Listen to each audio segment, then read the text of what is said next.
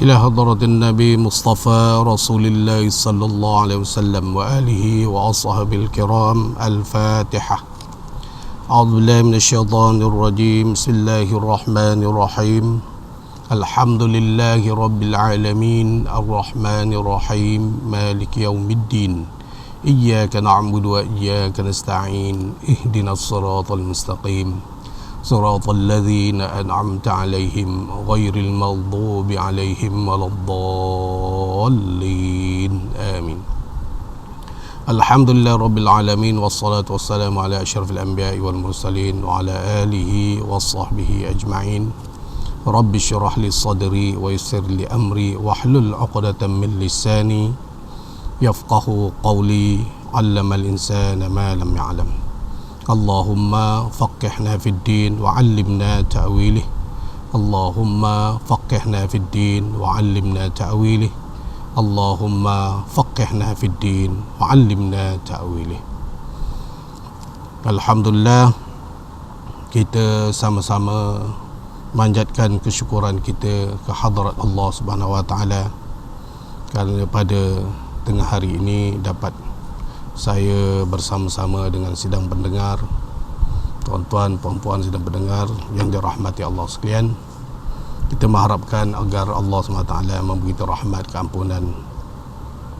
Amin, amin, ya Rabbal Alamin. Pada tengah hari ini, insya-Allah saya akan cuba mengupas sekadar mana yang termampu yang ada pada diri saya berkenaan dengan tarawih. Kerana insya-Allah malam ini kita akan sama-sama mengerjakan solat sunat tarawih. Di mana sembahyang sunat tarawih ini sering kali menjadi pertikaian, kadang-kala menjadi perbalahan di antara kita. Sedangkan perkara ini merupakan perkara yang sunat dan sunnah. Kita sama-sama lakukan dan tidak perlu berlakunya perbalahan. Qala Allah Ta'ala fil Qur'anil Azim, Ya ayyuhalladzina amanu alaikumul kama ba'dina min qablikum la'allakum tattaqun. Firman Allah ini bermaksud, wahai orang-orang yang beriman, telah diwajibkan atau telah difardukan ke atas kamu semua berpuasa seperti mana orang-orang dahulu berpuasa. Daripada ayat yang telah saya bacakan tadi menunjukkan bahawa ibadah puasa ini bukan hanya difardukan ataupun diwajibkan hanya kepada umat Nabi Muhammad sallallahu alaihi wasallam. Jelas kepada kita bahawa ibadah puasa ini juga telah dilakukan oleh umat-umat terdahulu, oleh nabi-nabi dahulu semenjak Nabi Allah Adam alaihissalam.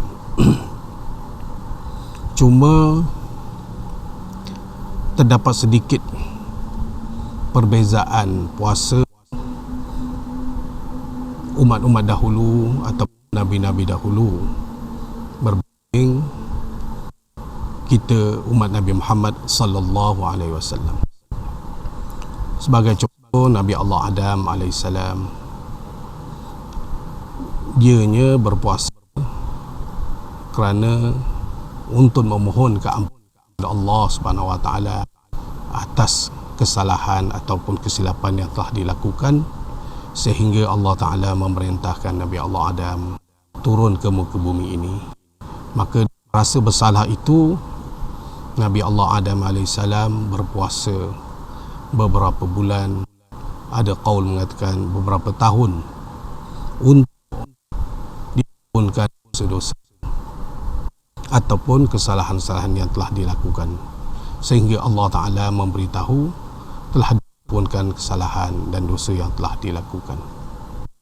Jadi jelas kepada kita bahawa ibadah puasa ini lain tak bukan bahawa akan menghapuskan dosa-dosa kita, tetapi ada pun dosa-dosa besar perlulah kita memohon ampun kepada Allah Subhanahu Wa Taala dengan betul-betul keikhlasan, betul-betul penyesalan. Semua dosa-dosa kecil kita dan dosa besar diampunkan oleh Allah Subhanahu Wa Taala. Seperti mana hadis Rasulullah sallallahu alaihi wasallam, as-salatul khams wal jum'atu ila al-jum'ah wa kafarat ma bain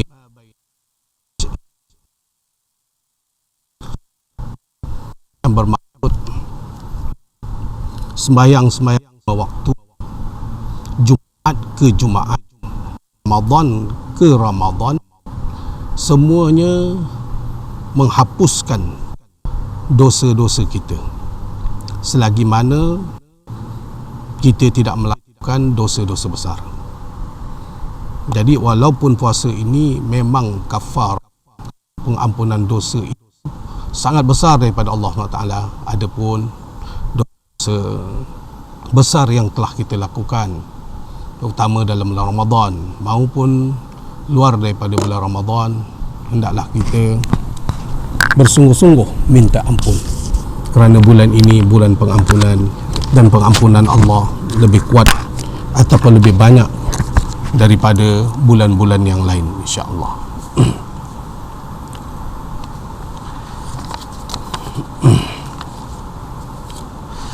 Dan kita kena ingat juga bahawa la'allakum Nabi-Nabi dahulu selain daripada Nabi Adam semua berpuasa, cuma perbezaan seperti yang saya katakan tadi ialah bilangan puasa tu, bilangan hari puasa berbeza, masa berpuasa itu berbeza. Adapun pendapat ulama, puasa daripada subuh terbit fajar hingga ke maghrib itu adalah sama. Contoh, Nabi Allah Daud alaihissalam berpuasa satu hari puasa, satu hari tidak, bermakna sudah ada lebih kurang 180 hari berpuasa dalam setahun. Adapun Nabi Musa, Nabi Isa, ada yang 30, ada yang 40, ada yang 50.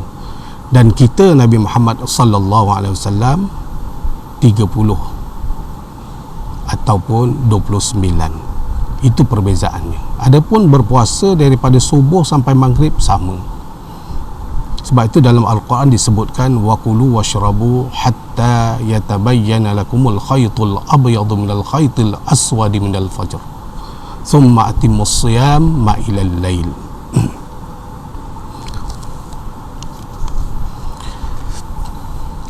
Adapun tentang ibadah sunnah yang ulung dan besar di dalam bulan Ramadan, bulan puasa ini ialah salah satunya ialah sembahyang tarawih. Sembahyang tarawih. Pada zaman Nabi Muhammad sallallahu alaihi wasallam, nama tarawih ini ataupun salat tarawih ini tidak diberi nama tarawih. Adapun sembahyang malam Nabi ketika itu adalah dipanggil sembahyang qiyamul lail ataupun qiyamul Ramadan. Menurut Aisyah berkata bahawa sembahyang Nabi dalam bulan Ramadan adalah 11 rakaat. Pada waktu malamnya ialah 11 rakaat. 8 rakaat tarawih dan 3 rakaat witir. Ataupun kita boleh kata 10 rakaat tarawih, 1 rakaat witir. Aisyah kata, aku tidak pernah melihat Rasulullah SAW mengerjakan lebih daripada itu. Lebih daripada itu artinya sebelum Ramadan 11 rakaat juga qiyamul lail. Semasa Ramadan pun 11 rakaat juga. Itu yang timbul perbalahan ataupun cakap-cakap orang ramai yang menyatakan bahawa tarawih itu 20, 11, 10 dan berbagai-bagai lagi.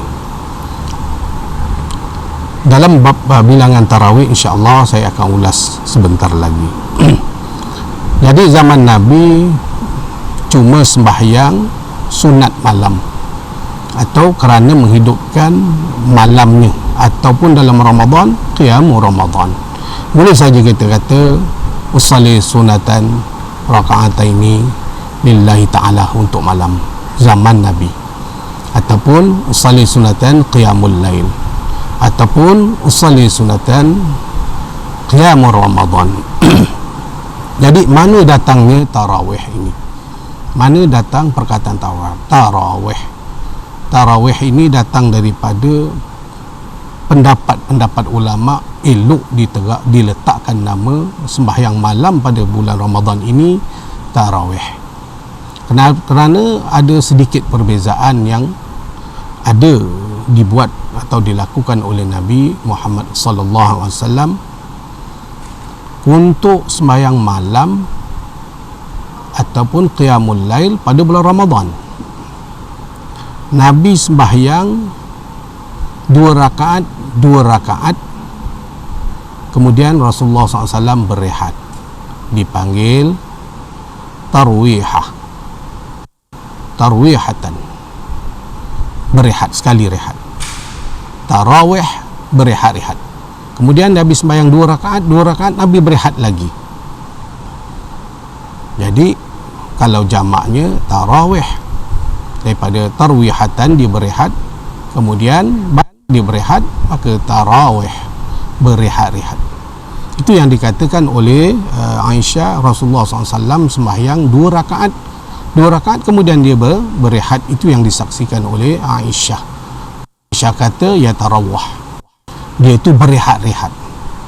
Jadi untuk bulan Ramadan ini qiyamul lailnya diberi nama tarawih ini oleh para ulama dahulu. Walau bagaimanapun tuan-tuan, puan-puan, sidang pendengar yang dirahmati Allah sekalian, tuan-tuan bolehlah memilih sama ada nak berkata ataupun berniat usalli sunatan atau usalli sunatan qiyamul lail, usalli sunatan qiyam Ramadan, atau usalli sunatan tarawih. Mana-mana adalah sama, asalkan kita menghidupkan nama malam pada bulan Ramadan yang mubarak ini, yang sangat berkat. Syahrun mubarakun, makna bulan yang sangat berkat. Pengampunannya berkat, pengampunannya sangat luas, dan keberkatannya pun sangat berkat di bulan ini berbanding bulan-bulan yang lain. Adapun berkenaan dengan bilangan rakaat tarawih, memang kita lihat dalam beberapa hadis Rasulullah sallallahu alaihi wasallam bahawa Rasulullah SAW, terutamanya apa yang diperkatakan oleh Aisyah, bahawa Rasulullah SAW sembahyang 11 rakaat, sama ada sebelum Ramadan ataupun masa bulan Ramadan.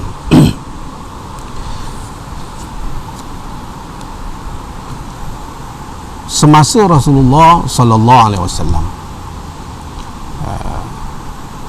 berada pada tahun 2 Hijrah dan telah disunatkan, diperintahkan untuk melakukan qiyamul lail, maknanya malam itu, maknanya sunatlah.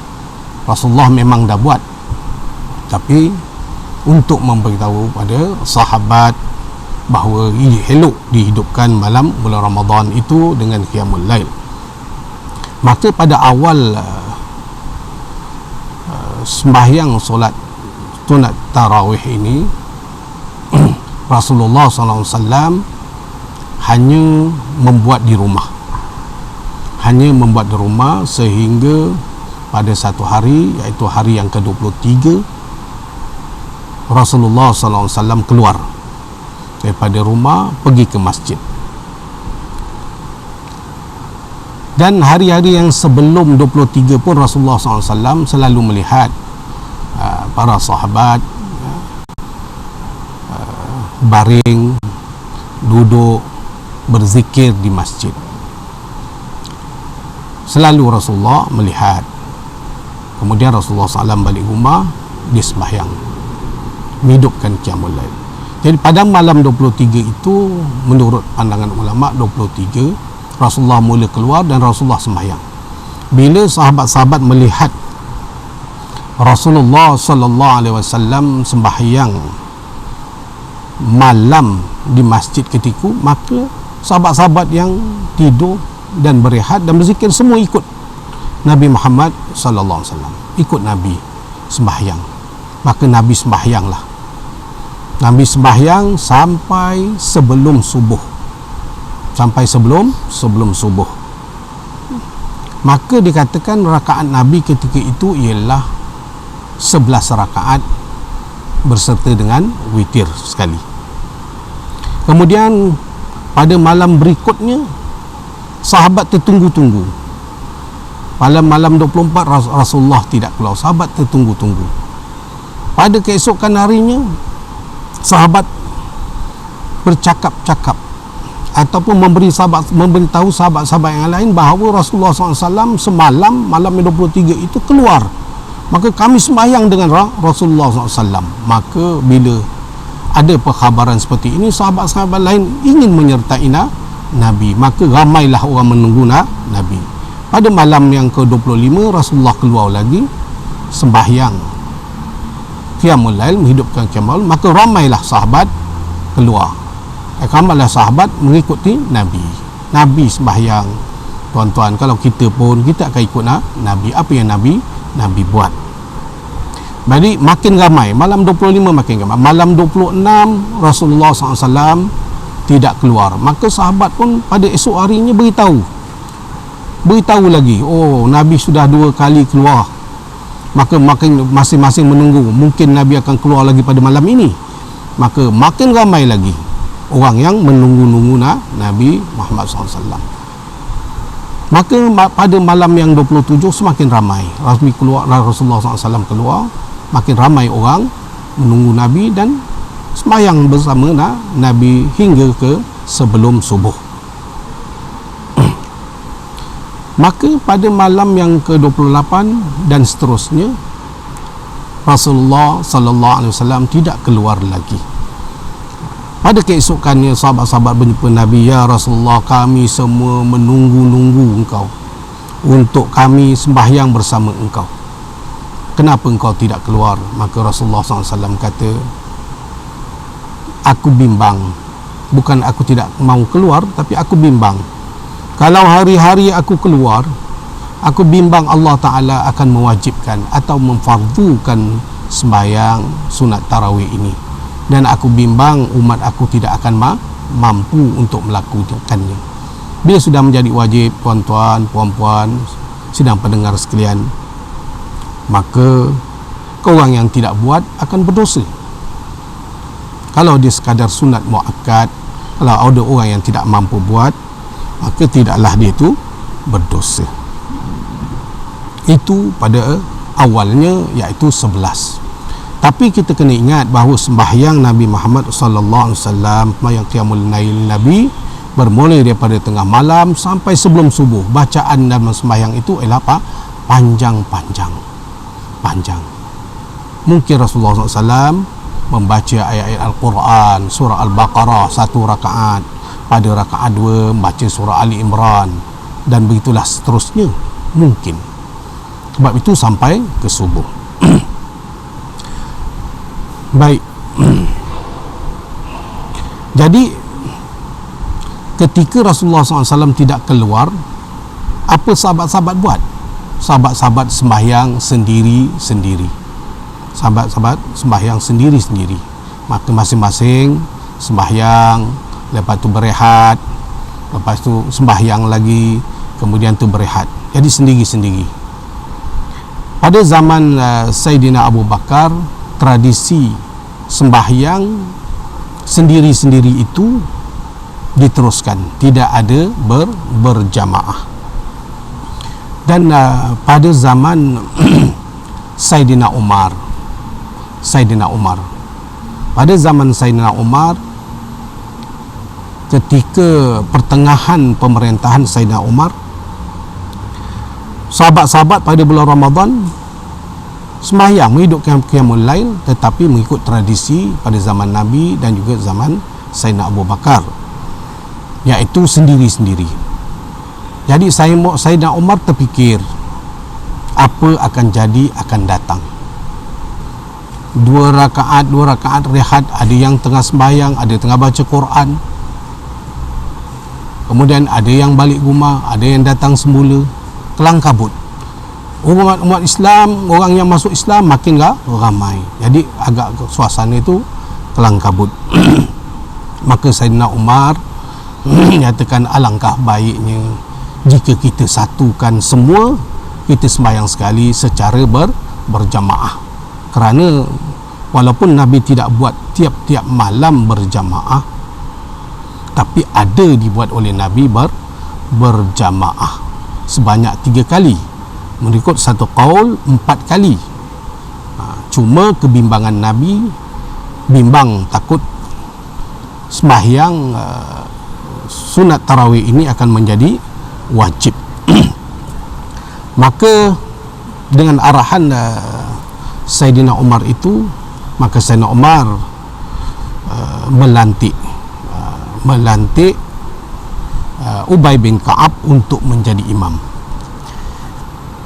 Pada masa Ubay bin Ka'ab untuk mengimamkan salat sunat tarawih itu, maka Ubay bin Ka'ab membuat sunat tarawih sebanyak 20 rakaat dan 3 witir, 23. Jadi tradisi 20 rakaat ini bermula pada zaman Saidina Umar hingga ke kita pada hari ini. Sebab itu tentang bilangan rakaat, tuan-tuan boleh saja pilih 8 pun baik, 20 rakaat pun baik. Tetapi sembahyang 20 rakaat dengan 8 rakaat Nabi pada zaman Nabi dan juga zaman Saidina Umar, masa habis sembahyang tarawih dan witir itu sama, iaitu daripada tengah malam sampai sebelum subuh. Saidina Umar pun sama, malam sampai sebelum subuh. Kemungkinan besar zaman Nabi dan zaman para sahabat, zaman Saidina Abu Bakar, ayat-ayatnya dibaca panjang. Dan sama zaman Saidina Umar mungkin pendek sedikit. Sebab itu rakaatnya banyak. Dan Nabi tidak pernah pun memberitahu berapa rakaat mesti dibuat. Sebab itu oleh kerana malam sampai ke subuh menurut kemampuan bacaan masing-masing di dalam sembahyang. Sebab itu sembahyang sunat tarawih ini boleh dibuat bermula daripada 8 rakaat, 10 rakaat, 12 rakaat pun boleh, 18 rakaat pun boleh, 20 rakaat pun boleh, 22 rakaat pun boleh, sehingga kalau dalam kitab-kitab fiqh dia kata 42. Ada qaul kata sampai 36 rakaat, asalkan sebelum subuhnya kita berhenti dan kita buat sembahyang sunat witir. Jadi sebenarnya tuan-tuan sidang pendengar yang dirahmati Allah, berkenaan dengan rakaat ini tidak boleh menjadi perbalahan di antara kita menyatakan sana bagus, sini lagi bagus. Cuma kalau lagi banyak rakaatnya lagi bagus, kerana mengikut qawaid fiqhiyah ataupun kaedah fiqh. Dia kata ma kana aksaru fi'lan aktsaru fadlan. Apabila banyaknya perbuatan itu, maka lebih banyak fadilatnya. Ataupun ma aktsaru sawaban aktsaru fi'lan. Apabila banyaknya pahala itu, maka mestilah banyaknya perbuatan itu. Jadi lagi banyak kita buat sampai ke subuh adalah lebih afdal. Dan yang paling penting sekali, saudara-saudara sidang pendengar yang dirahmati Allah sekalian, kita mesti ingat bahawa banyak orang bertanya, ataupun banyak orang kalau kita lihat di mana-manalah, di masjid-masjid atau di surau-surau, ada yang 8 rakaat balik buat witir di rumah, tidak witir bersama imam. Ada yang 20 rakaat balik, kemudian 20 rakaat dia berhenti, kemudian dia buat witir sendiri. Ada yang sembahyang 8 rakaat ataupun 20 rakaat, kemudian dia habiskan dengan witir bersama dengan imam. Hal ini kita kena tahu mana yang lebih afdal, mana yang lebih berpahala. Kalau menurut dalam sebuah hadis Rasulullah sallallahu alaihi wasallam, kata Nabi, innama ju'ilal imam liyu'tamma bih fala takhtalifu alaihi. Sesungguhnya dijadikan imam itu untuk diikuti,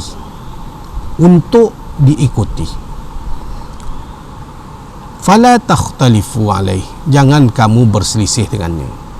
Hadis ini jelas menyatakan bahawa sekiranya kita sembahyang tarawih, eloklah, lebih afdal kita habiskan bersama imam. Kalau imam buat 8, tarawih 3, kita ikut imam saja. Kalau imam buat 20, kita tarawih 3, kita ikut 23. Apa yang imam buat, itu yang paling afdal daripada kita mengikut imam 8 rakaat, kemudian 20 rakaat witir kita buat sendiri-sendiri, sedangkan kita pada awalnya telah berjamaah bersama imam. Sebab itu Nabi kata, innama ju'ilal imam liyu'tamma bih, untuk diikuti, untuk disempurnakan. Sebab itu dalam sebuah hadis Nabi, qala, saya tak berapa ingat matan dia, dikatakan bahawa mafhumnya, dikatakan orang yang mengikut imam sehingga habis sembahyang sunatnya, maka akan disempurnakan pahalanya sembahyang sunat sepanjang malam, seolah-olah dia telah sembahyang sunat sepanjang malam hingga ke subuh.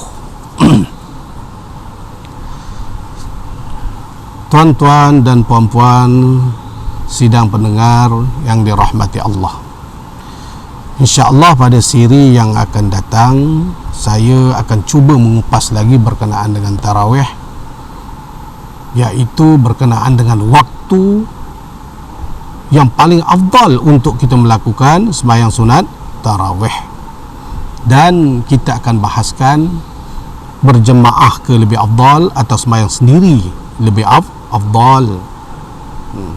Kemudian apakah bacaan-bacaan yang terbaik dalam sembahyang tarawih.